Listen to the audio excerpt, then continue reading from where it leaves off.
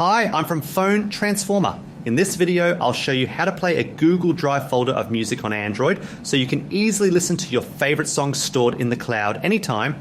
Now let's get started. Step 1. Log in to your Google Drive account. Open the Drive app on your Android phone and sign in using your Google credentials. This gives you access to all the files and folders stored in your account. Step 2.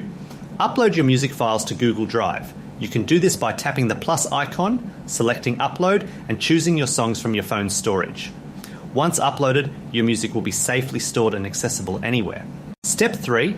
Once your files are uploaded, locate the music folder you want to play, tap to open it, and choose the specific track you'd like to listen to. Step 4. Tap Open With and then select your music player from the list of available apps. Your selected song will open in a new window and you can play it directly from Google Drive without downloading. Thank you for watching. If you found this guide helpful, don't forget to subscribe to Phone Transformer for more easy and practical tech tutorials.